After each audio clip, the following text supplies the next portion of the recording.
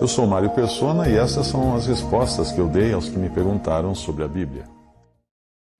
Aqui não está falando que você não pode se casar com uma pessoa da igreja ABCD. Espero que você não pare de assistir agora, porque senão você não vai entender o que eu falei depois. Você vai sair correndo já marcar o casamento com aquele cara lá que é da igreja ABCD, ok? O que eu quero dizer é o seguinte, que muitos usam isso aqui de maneira a dizer que você não pode se prender a um julgo desigual com pessoas de diferentes comunhões, de uma comunhão diferente da sua. Não é isso que está falando. Alguém pode perguntar assim, mas e casar-me com uma pessoa de outra comunhão, né? Que ele crê em Cristo, mas ele congrega na igreja ali da esquina, e eu congrego com os irmãos reunidos no nome do Senhor. Devo fazer isso? Bom, a resposta é a seguinte, não. Mas é esse versículo que responde? Eu acredito que não seja esse. Mas uma série de outros princípios da palavra de Deus vão mostrar para você que não é correto. Primeiro, quando vocês tiverem filhos, vocês vão criar seus filhos de que lado? Vai chegar a hora de batizar, vai chegar a hora de congregar. Você chega no domingo, você vai para um lado, o seu cônjuge vai para o outro. A experiência tem demonstrado que é sempre o outro que vai levar você para o lado dele. Tá? Então, não funciona.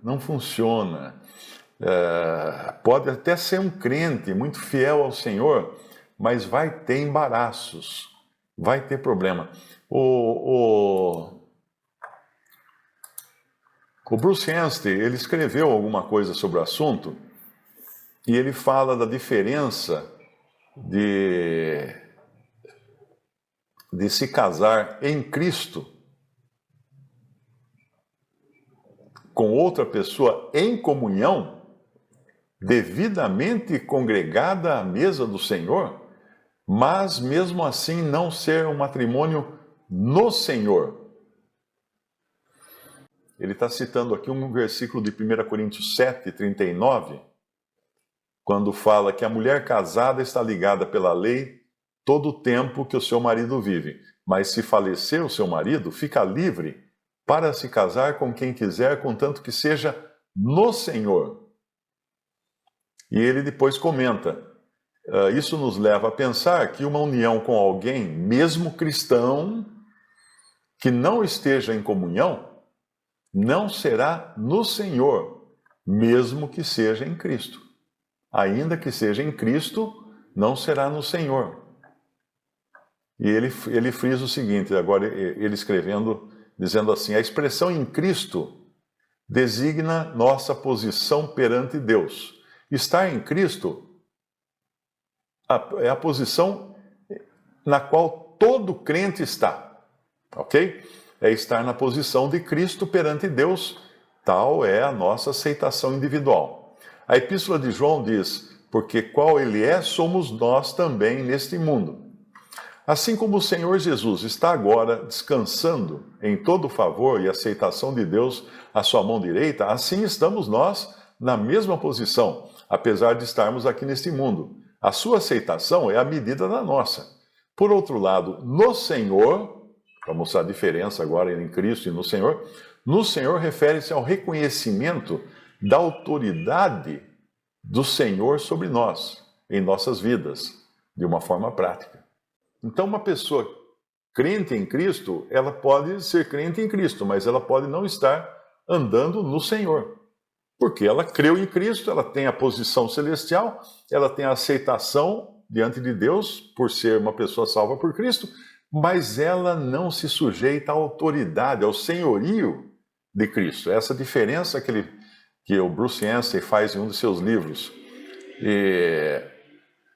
Depois ele comenta assim, olha, observe que Paulo não apresenta o casamento cristão como algo que deveria ser meramente em Cristo, mas ao invés disso, deveria ser no Senhor. Isso é algo mais elevado. Todos os cristãos estão em Cristo, mas nem todo cristão vive a sua vida no Senhor. Se Paulo tivesse dito, contanto que seja em Cristo, né? Pode se casar, tal, contanto que seja em Cristo, isso significaria se casar com outro crente e nada mais. Não importaria como essa pessoa estivesse caminhando, contanto que fosse com um filho, contanto que o outro fosse um filho de Deus. Mas ele não coloca essa questão nesse patamar. Percebe? Então, isso está no livro dele, chamado Companheirismo, é um artigo, Companheirismo no Namoro e no Casamento. Eu vou colar também o endereço do link aqui do lado. Algumas outras dúvidas surgem também, né, que eu percebo aqui. Por exemplo, ficar fiador de alguém. O crente pode ficar fiador de alguém? A resposta é não. Várias vezes pessoas vieram atrás de mim perguntando se eu podia ficar fiador. Eu disse que não. É difícil dizer não. Às vezes você perde uma amizade até, né? Mas eu disse não. Felizmente hoje, para casos como aluguel de imóveis, né, aluguel de casa e tal, existe o tal tem lá um seguro, né, um seguro que a pessoa pode pagar para não precisar de fiador, seguro fiança, que ela paga, fica em depósito isso, daí quando ela termina o prazo do aluguel, ela recebe de volta esse seguro fiança. Então, porque quando você fica fiador, o que você fica? Você fica sócio da pessoa. A Bíblia fala contra, né? Por exemplo, deixa eu achar a passagem aqui. Provérbios capítulo 6, versículo 1. Filho meu, se ficaste por fiador do teu companheiro, se deste a tua mão ao estranho e te deixaste enredar pelas próprias palavras e te prendeste nas palavras da tua boca, faze, pois, isto agora, filho meu, livra-te, já que caíste nas mãos do teu companheiro. Vai, humilha-te e importuna o teu companheiro, não dê sono aos teus olhos, nem deixes adormecer as tuas pálpebras. Livra-te, como a gazela da mão do caçador, e como a ave da mão do passarinheiro. Provérbios 6:1. Esse aqui é o que ficou fiador e agora vai ter que arcar. Porque você acaba sendo... Se a pessoa não pagar, fica no seu... Eu tive uma funcionária, eu tive uma empregada, que ela, muito boa, muito generosa, muito amiga e tal, mas ela tinha vários filhos e ela emprestava o cartão de crédito dela para os filhos. E os filhos compravam moto, aparelho de som, compravam o que queriam com o cartão de crédito da mulher. Bom, essa mulher depois saiu do emprego, né, saiu daqui, mas ela dava o telefone, eu tinha um telefone fixo. Naquela época nem tinha ainda celular, o celular veio depois.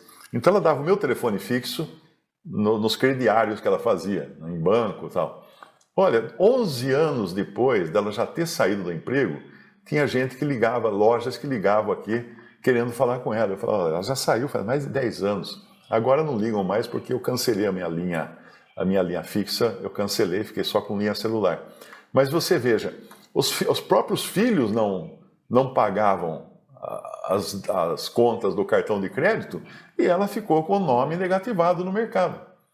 O nome dela ficou sujo no mercado, porque ela se colocou como fiadora, né, emprestando o cartão de crédito, como fiadora dos próprios filhos.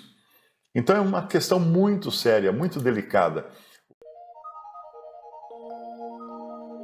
Visite o canal Respondidas no YouTube. Também respondi.com.br e 3minutos.net. Baixe os livros e o aplicativo.